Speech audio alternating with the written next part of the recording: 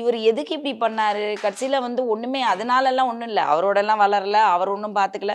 இப்போ திரும்பியும் ஒரு ஆடியோ ஃபங்க்ஷன் அது இதுன்னு போய் நிற்கிறாரே தவிர அவர் ஒன்றும் வந்து எதுவுமே அவருக்கு வந்து பண்ண வேண்டியது அப்படிலாம் வந்து தாத்தாவாக கூடவே வச்சு எப்படி சொல்கிறது, தேவர் மகனில் வந்து கமல்ஹாசனும் அப்படி ஒரு ரிலேஷன்ஷிப் எல்லாம் கிடையவே கிடையாது. எனக்கு பர்சனலாக தெரியும். அது அப்படி அப்படி ப்ரொஜெக்ட் பண்ணுறாங்களே தவிர அது உண்மை கிடையாது. ஸோ இதெல்லாம் ஏன் நடந்ததுன்னு நினச்சி பார்க்கும்போது காலத்தின் விளையாட்டு. காடு என்ன என்ன காமெடி ஹியூமர் சென்ஸ்ன்னு எனக்கும் புரியல. It is some things that you cannot you still feel bad இல்ல. How was Why? the night actually? ரொம்ப ஒரு depressing night.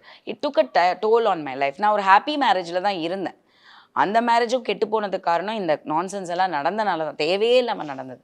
அதுக்கப்புறம் மனஸ்தாபம் ஆயிடுச்சு, ஒரு வில்லனை பார்க்குற மாதிரி நம்மளே, ஏன்னா ஒன்னால எனக்கு இப்படி ஆயிடுச்சு, என் குழந்தை போயிட்டேன். ஸோ இதெல்லாமே எங்களுக்குள்ள ஒரு பிரிவு உண்டாய் தான் அந்த மேரேஜ் எனக்கு ஸ்பாயில் ஆனதே வந்து எங்கள் பேரண்ட்ஸ்னால தான். தேவையே இல்லாத விஷயம்.